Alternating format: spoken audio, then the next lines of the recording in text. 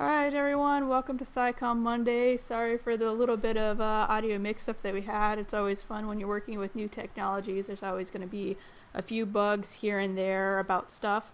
So hopefully we can get this all worked out and nice and smooth. But thank you all for sticking around and dealing with some of the bugs that we have here. So for those of you who don't know, I am your host, Nicole Wood. You can either tweet me at WildlifeBioGal or at the Scicomm Monday handle. Either one works fine. And we like to make Scicomm Monday as engaging as possible. So feel free to send in your questions via the chat module on the Periscope. And then also to feel like if you have questions that we aren't able to get to, make sure that you feel comfortable with tweeting us afterwards, and we'll always be fine with getting to your questions on Twitter after. So today's guest is Lachlan Fetterplace. He is from the University of Wollongong down in Australia, but he's currently in Sweden of all places. So with that, I would like to welcome Lachlan to Scicomm Monday broadcast. Thank you for being here. Hi Nicole, how are you? Thanks for having me. Good. So thank you for sticking around with the fun difficulties of Scicomm Monday, but hopefully we all get it worked out and everyone can hear us just fine. So why don't you tell us a little bit about yourself, your background with your academic career, and how you got into Scicomm and kind of what research you're doing. Okay, no worries. Well, as you said, I'm Australian, so I'm based in Australia usually, although I'm on a mountain in Sweden at the moment, but that's kind of unusual for me. And I'm on the east coast of Australia at Wollongong University, and my PhD, which I'm doing at the moment, is in collaboration with fisheries in the state that I'm in New South Wales. And I'm really interested in fish. I have been for a long, long time, since I can remember, really. I grew up inland, but used to walk down to the creek and collect fish and do all the naturalist things, really. I didn't realise that's what I was doing at the time, but I was really into it.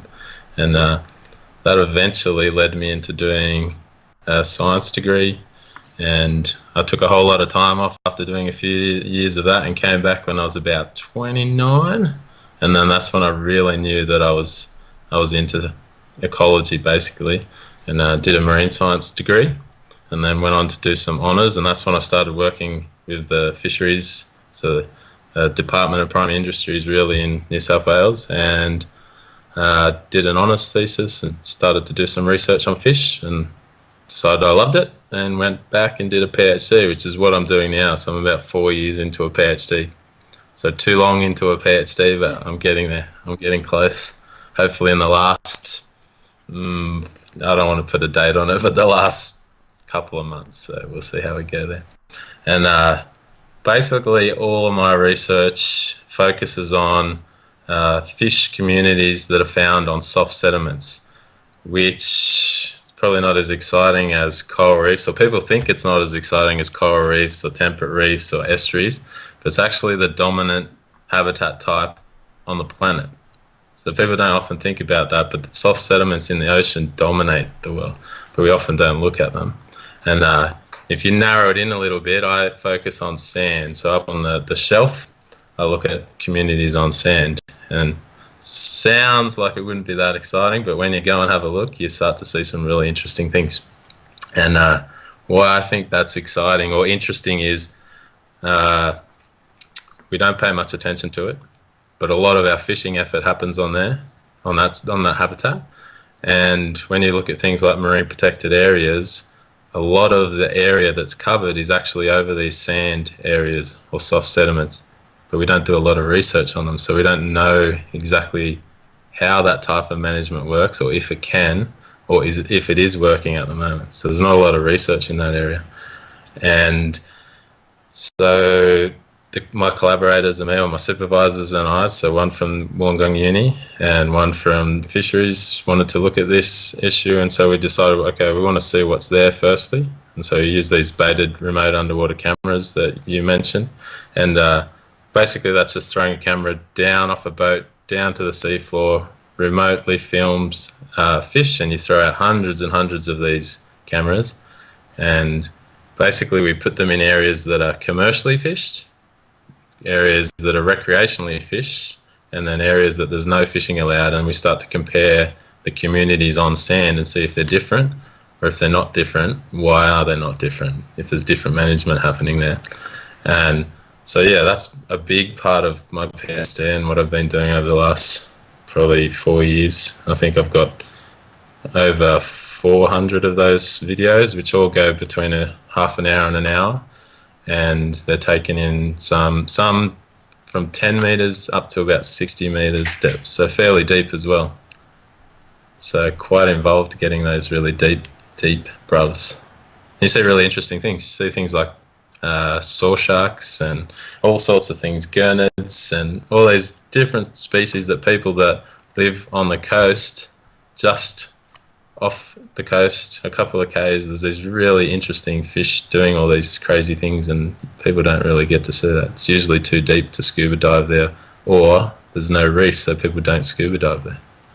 Do you think that people just are assuming because there's no reef there that there isn't as abundance of fish there, and so they're thinking, oh, it's not worth our time because we're not really going to see fish, where they might actually see a whole bunch of them, but maybe a different diversity, so they might be missing out on some really cool fish that they wouldn't see on the coral reefs? Yeah, well, from a tourism perspective, you can understand why people would go to a reef. It's interesting, and you're guaranteed to see something interesting, and it's in shallow water, so it's safe. But from like a fisheries perspective, we've always known that there's a lot out there. It's a resource that's getting used. And then when it comes back to the research side of things, at a PhD level, it's a bit of a risk to go out and do the research in that area. Yeah, it's a bit of a hit and miss, or if you go closer to shore on reef or somewhere that's had a little bit of an understanding of the system, it's more of a guaranteed result, really. Maybe that's it. So maybe that's it. Maybe it's just me that thinks it's interesting, maybe. So. Oh, okay. Yeah, like. But I particularly wonder, like, from a. Oh, go ahead. Oh yeah, sorry. No. Particularly from a marine protected area perspective, so looking at the soft sediments in marine protected areas, that's the real area that hasn't had a lot of work done it. So there's lots of fisheries work with like trawl surveys and things like that, but you can't often do that in a marine protected area. So that's why these camera systems are really good too. So you can send them down.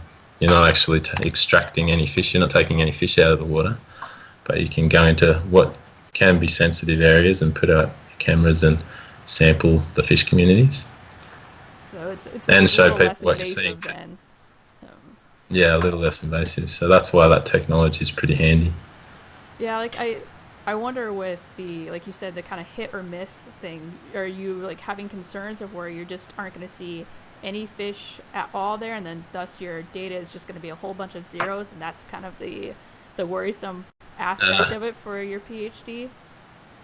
Yeah, there was some aspect of that, and I mean, it's probably half of my PhD is based on bruv methodology. So there was the risk that would happen, but that's still something interesting. If you're going into a lot of these areas off the coast and you're not finding any fish, you can still do something with that. It's just probably harder to write up, as you said, lots of zeros in the data set. But that's not really happening, luckily. So it doesn't seem to be happening. Yeah. We're just one working. Yeah, for me, it's like I always feel like you might be getting zeros, but that's still telling you something. If the fish aren't there, then you have to try to figure out why aren't they there. And if you're sampling, say, 60 locations and you're only getting some species in one or two of them, that the data set is really hard to work with, Yeah. but it's still telling you that something's going on. You have these areas of either high diversity or high abundance, and then you want to go and look into why that area is particularly special. Is it something to do with the management?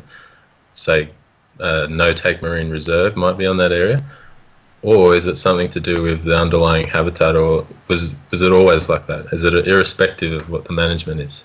So lots of interesting questions about Right. how the management acts and whether it's the management.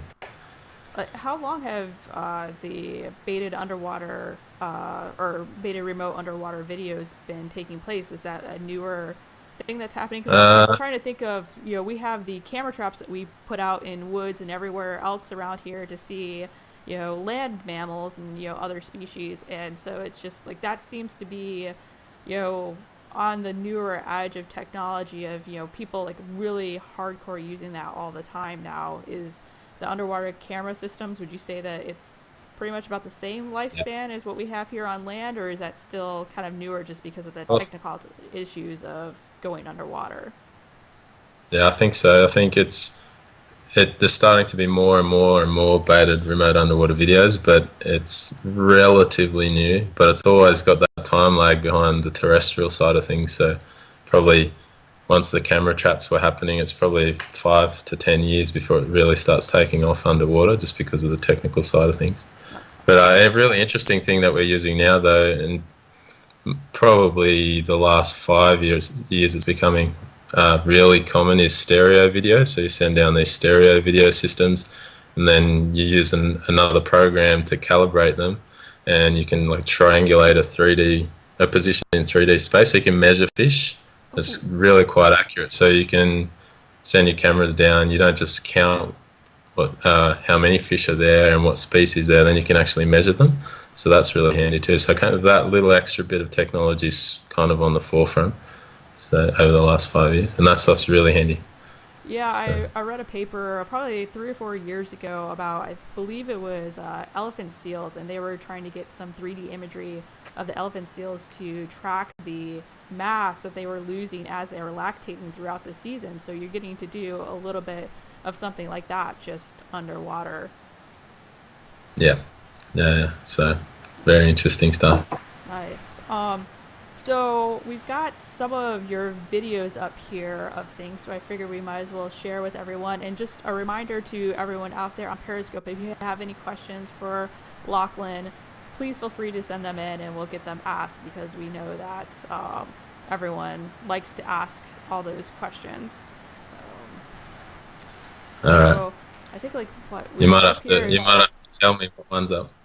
yeah, so I've got a picture up here of you with the blue spotted flathead, which seems to be the main basis of your work, is this particular species. So what can you actually tell us about it? Like, best guess I could see is it kind of looked like a flounder. Is that a pretty good assessment, or? Kind of. So they're not quite as flat as a flounder. They're a really popular angling fish on the east coast of Australia. So the genus that they're in, there's actually a whole lot of species, and they're targeted quite heavily by commercial and recreational fishers. But that one, the blue spotted flathead, I guess it's a little bit like a flounder, but a little bit more aggressive and a bit bigger. So they're supposed to be ambush predators. Uh, they camouflage on the bottom and ambush their prey. Although some of the tracking work that we might talk about in a little bit shows that they don't always ambush, so they move around. They're quite active on the seafloor. Some of the video shows that as well. They move around. They'll come in and attack a bait and move around a couple of meters off the seafloor. But the reason that's one of the focus species is they're one of the most common species in the community. So you see them pretty much everywhere you put down the cameras. And yeah, particularly recreational fishers are really interested in that species. Yeah, so I've got a video up of the baited remote underwater system here showing the blue spotted flathead, and so we can kind of see them moving around. And you're right, they're not quite as flat as a flounder. They do have a little bit more verticalness to their structure, but they definitely are they pretty much always on the sediment, or do you see them? Will they go up into the water column at all? That, yeah, they'll only sit on the sediment they'll sit on the sediment unless something happens. So if a bait fish moved even up to 3 or 4 or 5 meters off the bottom, they might go up and try and take the bait fish.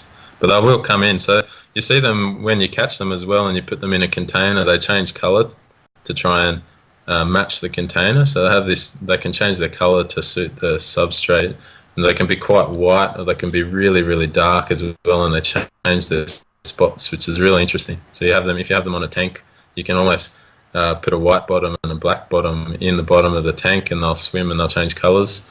So that's pretty interesting too. So they're obviously doing something with the camouflage, whether it's defensive or to help them prey on something. I don't know at this stage.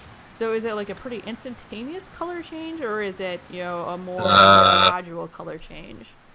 More of a gradual thing. So it's not like a chameleon on land or something, but maybe like over 5 minutes they can change color completely. Oh, that's pretty impressive. Oh. Yeah. I can't change color that fast unless I'm blushing really badly. So. I get sunburnt pretty easily, so maybe I could do that. So I've got the picture up here because you mentioned about tracking them. So can you tell us a little bit about how you track them and where you're tracking them to, a little bit more about that aspect of it?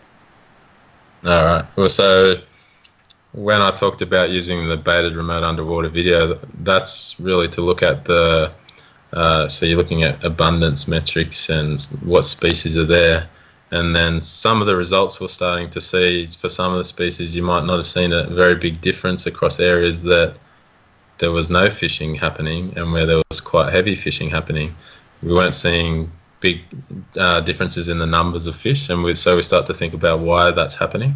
And we didn't really have any information on how any of the fish in this community move. So if the fish are in an area where there's no fishing, but they often move into areas where there's commercial fishing or really heavy fishing, then they're not really in a no-take area. They're also being fished at some stage in their life. So you're not likely to see a big difference in the populations. So we were interested in finding out how they move, and decided that the next step in the project was to start to track some of the fish. And I don't know if you know much about the tracking side of things underwater, but we use acoustic trackers. Okay. So it's sound-based, and so we put these little tags in, and they basically send out an acoustic signal telling you where the fish is, and it's like a unique code that says "I'm here" over and over again, and you set it to whatever timing you want it, because the problem is that you can't use the same systems as you do on land, because those signals don't travel through water. So you can't send GPS signal through the water. You can't send Wi-Fi or very easily. And so you're relying on something like acoustic tags, which send out a sound signal, or satellite tags where they need to breach the surface. So you often see big sharks that are tagged on the fin. Mm-hmm. The tag needs to come above the surface. If you have something that doesn't come up to the surface, you need a sat tag that will come off the shark and come to the surface and send the information. So that it's a little bit more difficult than on land. But anyway, so we have these acoustic tags. We go out and tag. The first species that we tagged was the blue-spotted flathead, and working with fisheries in Jervis Bay Marine Park, so a big marine park on the southeast coast of Australia. And to pick up the signals, you need these tracking receivers. So you have a whole load of those out in the water. I think in that marine park we have about 50 at the moment. And if a fish swims within a couple of 100 meters of that, then you get a presence absence where the fish is. So it's starting to work out how the fish are moving between zones in the marine park. So there's some areas that are no fishing, some areas that are only recreational fishing, and then outside the park there's all sorts of fishing. And so we're starting to get an idea of how they move between those areas.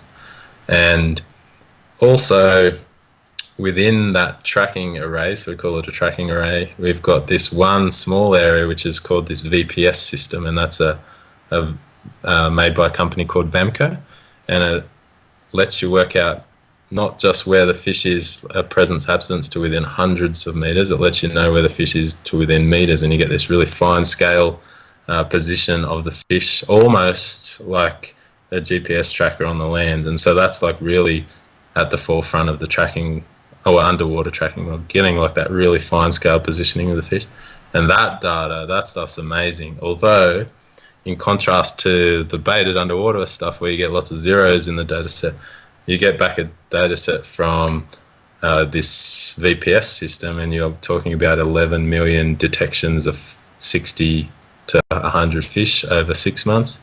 So suddenly you get an 11 million rows in your spreadsheets, which it can't really handle that. But yeah, so you get a lot of data. Wow. A lot of data, well, much more than I expected, to be honest. So then we've been collaborating with a few other people.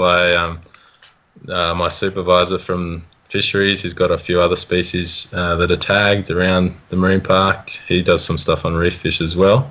I've just tagged a second species, so it's in the same genus as those blue spot flathead. I supervised an honours student, and we tagged some banjo sharks, so a type of flat shark that lives on the seafloor in the same area, and it's really common in this image. Well, it's really a ray, but call it a banjo shark sometimes. So we've got 3 species in there at the moment with tags in them. And the tags can last up to 3 years, the ones we have in, so you get quite a lot of data. So continuously having to go out and collect those receivers that I was talking about after, say, every 6 months, and then you download the data, put them back in the water, and repeat that until your batteries run out in the fish tags, basically. But that system, that whole array, is really quite a good system. I think it's becoming one of the better ones, and there's quite a few people that are starting to collaborate on it. There's people from Macquarie University in Sydney that are doing a whole lot of interesting stuff on Port Jackson's sharks in there, and their stuff is really interesting. I might try and tweet some of that later so you can have a look at that as well. Yeah, so the tracking side of things is something that I kind of fell into over the last 5 years, but it's become something that I'm really interested in. It's really interesting. Yeah, I mean, that's some cool stuff. If you can pinpoint down to a couple meters where those fish are, that's really telling. You're not just guesstimating over these large swaths of ocean. You can actually say, we know they're here. And can you tell, like, you have, I'm assuming they give a code so you know which fish that is, so you can mark where a particular fish is traveling throughout that whole park then? And you can start to work out that, okay, fish are probably not just sitting still and ambushing.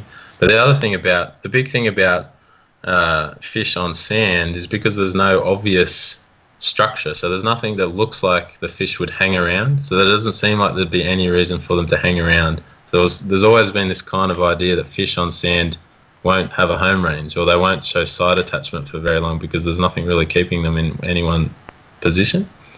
But this tracking stuff that we're doing is actually showing, no, actually these fish look like they have a home range. Some of them for 300 days so far have just been using a tiny little couple of 100 meters by 100 meters areas and using it for that whole time. On sand, mostly to us, it looks really homogeneous. It just looks like there's nothing happening there. How do they know where they are?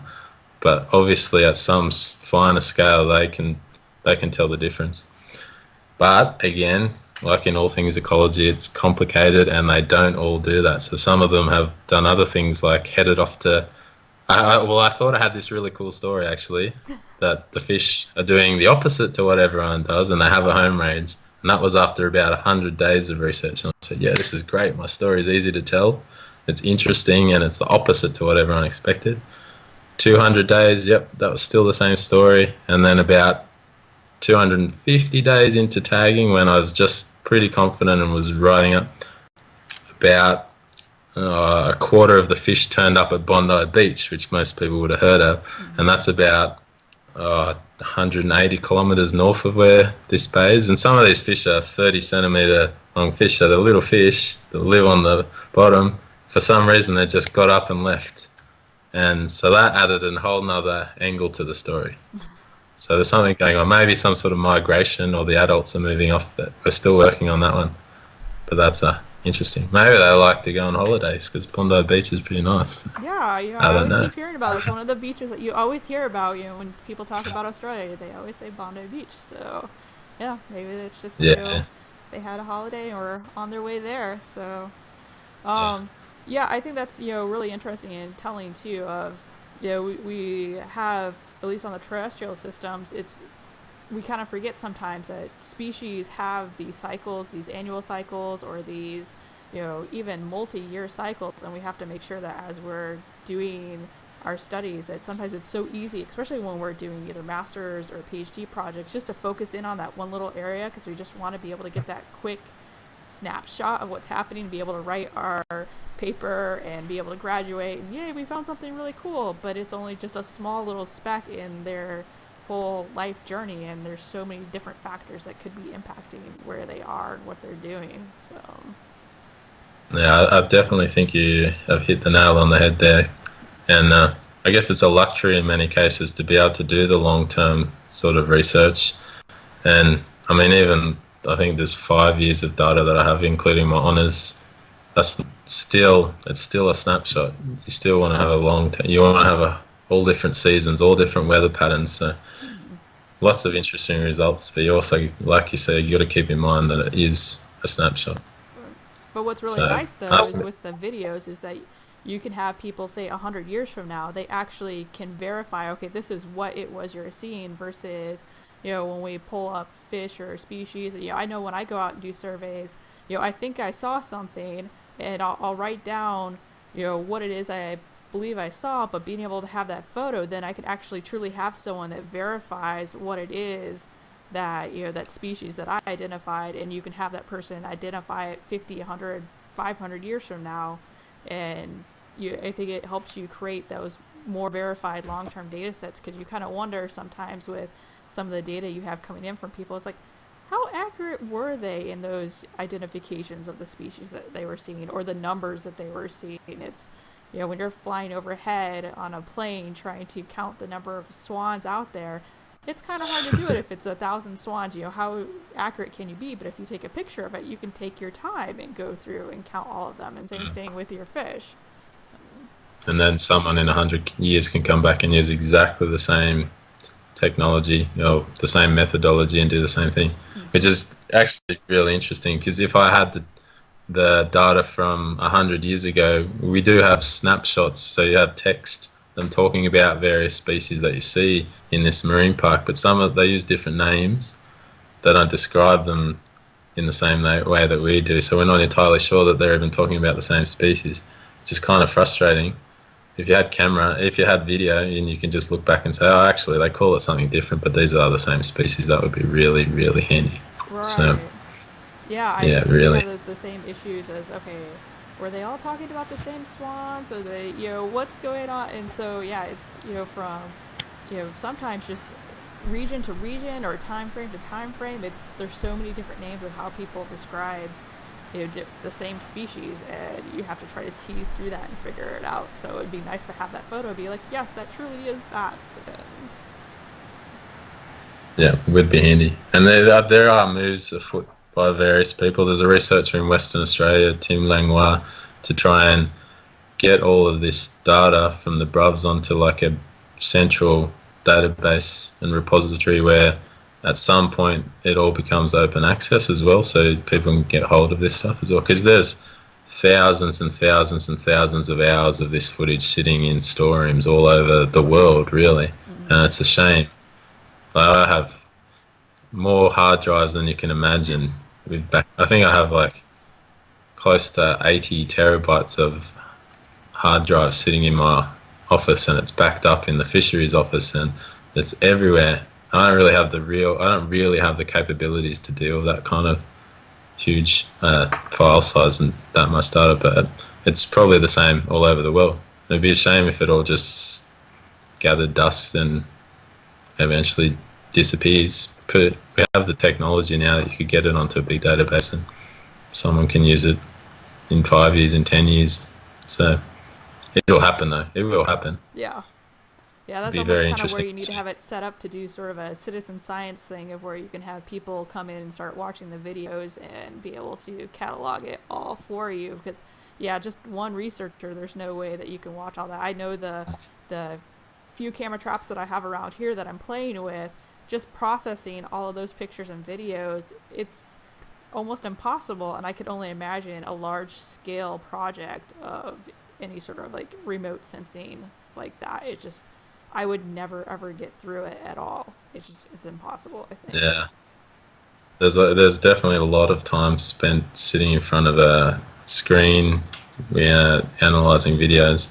So yeah, there's, I don't know. There's got to be a way of it. Maybe it's citizen science. Yeah, it's definitely collaborating with people and getting a whole lot of people doing it, because it can be difficult to sit through hundreds of hours of video, even though a lot of it's really interesting.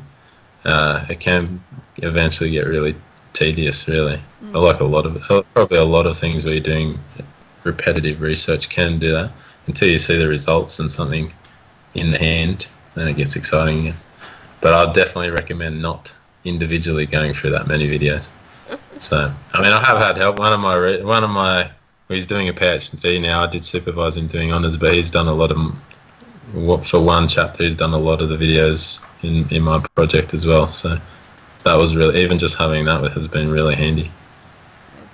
Well, we're starting to kind of run out a little bit of time here, but I want to make sure that we fit in some of the Scicomm stuff, because so we were talking before the broadcast about how science communication has really helped us out, and you had a really good example of getting to, someone just saw some of your videos, I believe is what you said, and next thing you know, you're out on a ship doing research. So you want to kind of tell us a little bit about your Yeah, Scicomm story? I know. We're talking about that. I think I was saying that I'm a latecomer to things like Twitter.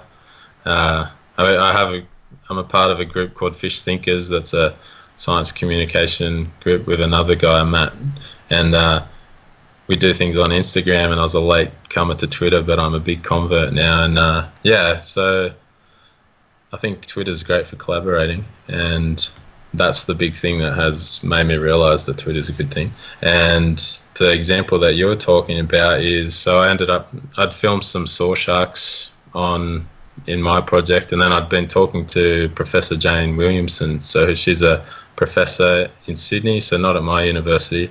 And I knew about her. I'd very much doubt she knew of me other than through social media, basically. And yeah, so we talked about saw sharks, and she's done a whole lot more research in that area than me, but I'd filmed them. So we sort of touched base on doing something at some point, and then for me, it got put on the back burner. And then just out of the blue, Jane rang me and said, all right, we've got a boat going out in 2 weeks. We're going to put satellite tags on saw sharks, some of the first data that will ever be had on these sharks. And there's another guy, Yuan Morier, and another who's French. So I had Jane, who's from Sydney, me from the south coast of Australia, Yuan, who's French, and then Craig O'Connell, who's from the States. So he's a well-known shark researcher. And we came onto this research festival where a whole lot of projects were going on, and went out and did that. And the only reason that happened for me, from my angle, is from science communication, I guess, or from social media. So that, for me, is a good example of how useful it can be. And I mean, that was a great trip and really interesting research. So I think it's a good thing. I think, we were talking about that. I'm converted. So you don't have to convince me anymore that Twitter's a good thing, especially for two other scientists. I find it really useful, two other scientists. Whereas something like Instagram, we have a lot of interactions with recreational fishers and divers and people cleaning up marine debris. And that, I don't get that on Twitter. So they're both kind of complementary, I guess you could say. So yeah, that's the thing with the different platforms out there. I find, like you said, that Twitter is much more of the scientist, where it's, all my colleagues, from, either in my field or other fields, that greater ecology, biology, conservation side of things. And then Instagram, I'm on there a lot, and I do find it definitely is more that mixture of science and non-science on there, of that particular audience. And So it's fun to see, people's responses that I'll get on Instagram versus what I'll get on Twitter. They're always just slightly different, and I always like seeing those different responses because I learn so much from them both ways, and the Yeah. opportunities you get are really neat on both of those platforms. Yeah, I think you're right. They're definitely different. Yeah, but seem like they're worth doing both. So Right. And it's just, I mean, it's a good, way for me too to learn, because as I'm, writing things about something on Instagram, I find that I'm learning about that particular species as I'm writing out and teaching people about it. And then same thing with on Twitter, I have people posting their journal articles or other research, and so I get that little quick, access to that research that I might not have noticed otherwise through, traditional channels. yeah, and you definitely. I mean, both have their pluses and minuses. Like I said, I think Twitter's a good thing, but it doesn't have the same. It doesn't have the same appeal to youth, to the youth side of things. So we have a lot of interactions with teenagers and young recreational fishers that we probably wouldn't ever interact with otherwise. And we've been invited to talk at like community talks and film opening as well, and things like that, and fish habitat workshops, and all these other things that it wouldn't have happened besides something like Instagram, which is kind of strange for me because I was also a little bit reluctant to get involved in that. I don't like revealing like my personal life. I like revealing my scientific life, which is a different thing. And so it took me a while to work out that you can do that. So, but yeah, I encourage people, scientists, to get on things like Instagram. I think it's pretty useful, and it's a different audience. Yeah, I So like how it feel like you kind of take away some of that mystery of science. It helps to those non-scientists out there. They actually get to see what is happening behind the science that they might not get to see otherwise, because they can't always come out on ship or go hiking through the woods as we go check to see what's happening. They have their lives that they're leading, and so they don't get to see it. All they usually see is maybe what gets shown on Discovery Channel, or like what happens to pop up on their local news real quick, and they may never read an actual journal article. So this way they actually can kind of see how science happens and maybe take a little bit away the mystery of it, and so that way they understand it and are maybe more likely to accept it when we say, hey, we need to fish less here because the fish populations have dropped and this is the reason why, and they'll be like, oh yeah, we saw that happening and understand. So yeah, I think it can be very useful. And yeah, I wouldn't underestimate people on there either too. So you sometimes manage to get things like a paper to someone that otherwise would never have come across it, and they will go and read it. Surprisingly, scientific paper, no science background, they'll go and read it, and they'll come back to you with some pretty good questions that make you rethink how you're writing as well. mm-hmm. So I find that pretty useful. Yeah, like case in point, like I can just quickly throw up the paper that you did on the blue spotted flathead for everyone to see, and so anyone who watches this broadcast now knows about that paper, and if they're so inclined, they can go and read about it and find out a little bit more about your species and the result that you have from your study. Yeah, so that sort of thing is good. But stay tuned for the next version of that paper too, because that's the real big one. Okay. Lots of fish, and long term, that's going to be a cracker. Although I hope so. Well, we'll have to have you back If I on can when finish, that if I can gets finish writing published. it. Yeah, Well, working on that now. I think we're really starting to get way over time here, so we'll try to keep it short for everyone. So I'm going to thank Lachlan for being on. It was a great chat. I hope you had fun. Definitely feel free to come back anytime if you're doing field work or anything. We'll see if we can get that out for people to see. No worries. Thank you very much for having me. And keep going with the show. I like watching it. It's really interesting. Great. All sorts of interesting research. So Well, thanks again for having me. yeah, it was great having you on. So if people have questions that we didn't get to today and you want to ask afterwards, so if you're watching this broadcast on a replay, feel free to tweet Lachlan at Fish for Brains. You can tweet me at either the Scicomm Monday handle or at my personal handle of wildlifebiogal.com. Next week, we're going to have Janet Ng, known at Janet Ng Bio on her Twitter handle.